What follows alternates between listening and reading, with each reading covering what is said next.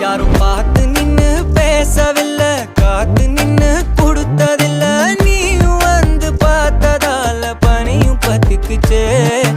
கண் மறைச்சு போற புள்ள முன்னழைச்சது யாரும் இல்ல.